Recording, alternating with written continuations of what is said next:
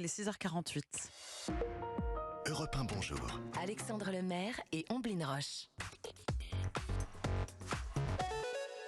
L'innovation avec Anissé Mbida. Bonjour Anissé. Bonjour Omblin, bonjour Alexandre. Bonjour Odyssée. Bonjour à tous. Alors l'innovation du jour, c'est de la chirurgie esthétique sans bistouri, s'il vous plaît. On peut désormais remodeler le nez d'une personne sans qu'elle passe sur le billard, dites-vous. Oui. Alors je voulais commencer par rappeler que se faire refaire le nez, parfois, c'est pas forcément une coquetterie. Évidemment. Ça peut même changer la vie quand on est très complexé. Or, vous l'avez dit, on peut désormais faire cette fameuse rhinoplastie, comme on l'appelle, sans la moindre chirurgie. Et ça, c'est grâce à une nouvelle technique mise au point par un chercheur de l'Occidental College à Los Angeles, aux États-Unis.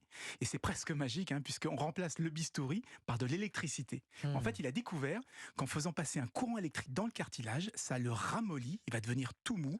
Donc on peut le remodeler comme on veut, redessiner complètement le nez.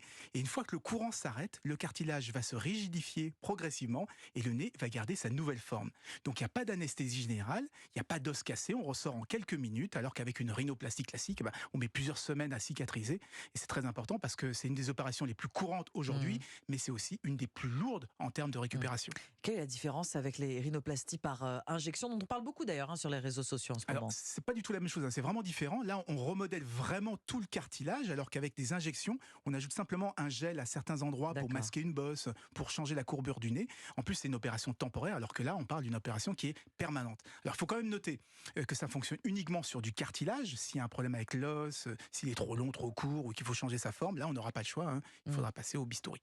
Bon, vous donnez de l'espoir à tous les candidats potentiels qui nous écoutent, Anissé. Est-ce que c'est une technique qu'on pratique déjà dans les instituts? Alors, pas encore. Ça vient juste de sortir des labos, malheureusement. Et la technique, j'ai proposé sous licence à plusieurs fabricants d'équipements médicaux, d'appareils. Ils doivent maintenant certifier leurs équipements avant de pouvoir les commercialiser. C'est pour ça que ça prend un petit peu de temps.